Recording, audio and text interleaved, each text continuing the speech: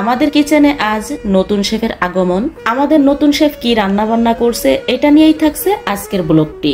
আসসালামু আলাইকুম এভরিওয়ান, কেমন আছেন সবাই? আমি সুবর্ণা নিউ আরো একটি ব্লগে ওয়েলকাম জানাচ্ছি। কে কোথা থেকে আমার এই ভিডিওটি দেখছেন অবশ্যই কমেন্ট করে জানাবেন। আর আমার ভিডিওটি যদি আপনাদের কাছে ভালো লাগে তাহলে অবশ্যই একটা লাইক কমেন্ট করবেন। আর আপনাদের ফ্রেন্ড এবং ফ্যামিলির সাথে চাইলে ভিডিওটি শেয়ার করতে পারেন। তাছাড়া এই টাইপের কন্টেন্ট যদি আপনারা আরো দেখতে চান তাহলে আমার পেজটাকে ফলো করে পাশে থাকবেন। এই তো আপনারা তো দেখেই ফেলছেন আমাদের নতুন শেফটাকে, কে আমাদের নতুন রাঁধুনি। নিয়ে আজ আমাদেরকে রান্না করে খাওয়াবেন কক মুরগি। মুরগিটাকে আমি সুন্দর করে কেটে কুটে দিছি, মশলাও আমি ব্লেন্ডার করে রেখেছি, বাট সে বলতেছে সে হাতের শিল পাটায় বেটে তারপরে রান্না করবে। আমিও বললাম ওকে ফাইন, তুমি যেভাবে রান্না করবা করো। তারপরে কিন্তু সে শিল পাটায় মশলা বেটে এই তো রান্নাটা শুরু করে দিছে। সে কিন্তু অনেক আগে থেকেই রান্না বান্না করতে পারে, কারণ সে 6-7 বছর নিজে নিজে রান্না করে খেত। যাই হোক, এখানে কিন্তু পেঁয়াজগুলো ভেজে তার ভিতরে একে একে সে মশলাগুলো সব দিয়ে দিচ্ছে। আর এখানে আমার দিকে মাঝে মাঝে হাসতেছে আর জিজ্ঞেস করতেছে কতটুকুন দিব, কারণ কি অনেকদিন সে রান্না বান্না করে না। আমিও তখন হাসতেছিলাম, কি তুমি বলে আমাদেরকে রান্না করে খাওয়াবে, আমাকে বলে আর লাগবেই না। তারপর সে মশলাটা সুন্দর করে কষিয়ে নেছে, এখন সে গোশগুলো দিয়ে দিবে। গোশগুলো দেওয়ার সময় মনে করেন এই দিক থেকে দিচ্ছে, তখন আমি হাসতেছি আর বলতেছি এদিক থেকে দিও না,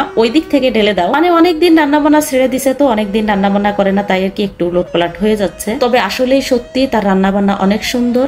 শুধু ও না, ওদের ফ্যামিলিতে আমার কাকা শ্বশুররাও রান্না বান্না করতে পারে, আমার দেবররাও পারে, শুধু পারে না আমার শ্বশুর। এই কষ্টে আমার শাশুড়ি বাঁচে না। আমার কাকা শ্বশুররা সবাই মানে 4 ভাই 3 ভাই ইউএসএ তে থাকে, শুধু আমার শ্বশুর বাংলাদেশে থাকে। তো আমেরিকাতে কিন্তু কোনো হেল্পিং হ্যান্ড পাওয়া যায় না, আর পাওয়া গেলেও করায় না, অনেক টাকা দিতে হয়। এই জন্য কাকারাও কাকিদেরকে হেল্প করে। আমার বড় কাকা শ্বশুর তো মাঝে মাঝে অনেক বড় আয়োজন করে, আমেরিকাতেও করে, বাংলাদেশে আসলেও অনেক বড় আয়োজন করে। তো আমেরিকাতে যখন আয়োজনটা করে তখন কাকাই রান্না বান্না করে, কাকি তো অত রান্না বান্না করতে পারে না। তাই ওদের বংশগত মানে সবাই আসলে কম বেশি রান্না করতে পারে। তোমরা তো আপু ভাইয়ারা দেখেছো, ঝোলের কালারটা দেখেই কিন্তু বুঝে নিয়েছো কতটা লোভনীয় হয়েছিল। আমি যখন এডিটিং করি তখনও আমার মনে পড়তেছিল এত মজা হয়েছিল ঝোলটা। আমার ছেলেও বলতেছে, মেয়ে তো বলতে পারে না, বোঝে না, কিন্তু ছেলে বলতেছে আম্মু তোমার থেকে বাবার রান্নাটা বেশি মজা হয়েছে। আমিও বললাম ঠিক আছে, তোর বাবাকে প্রতিদিন রান্না করে তারপর অফিসে যেতে বলিস। যাই হোক, সে সুন্দর করে পানি টানি দিয়ে তারপরে অফিসে যাবে। তার অফিস টাইম হয়ে গেছে, সে গোসলে গেছে। এখন আমি একটু রান্না বান্না মানে নাড়াচাড়া দিচ্ছি এই আর কি। এদিকে অফ ক্যামেরায় কিন্তু উস্তে ভাজিটাও সে বসিয়ে দিয়ে গেছিল,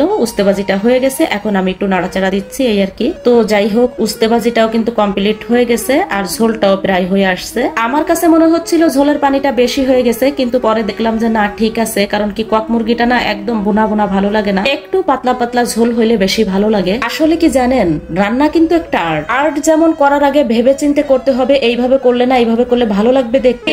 রান্নাটাও কিন্তু তাই, রান্না করার আগে কিন্তু ভাবতে হবে এইভাবে করলে হয়তো বেশি ভালো লাগবে। হোক, রান্না বান্না কমপ্লিট হয়ে গেছে। আমাদের নতুন শেফের রান্না কেমন হয়েছে সবাই একটু কমেন্ট করে জানাবেন। আর যদি কেউ আমাদের নতুন শেফের রান্না খেতে চান তাহলে অবশ্যই আমার বাসায় চলে আসবে। অনেক মজার মজার রান্না করে খাওয়াবে কিন্তু সে। খিচুড়ি রান্না কিন্তু অনেক বেশি মজা হয়, আপনারা খাইলে কিন্তু একবার তার ফ্যান হয়ে যাবে। ভিডিওটি এই পর্যন্তই, সবাই ভালো থাকবেন, আল্লাহ হাফেজ।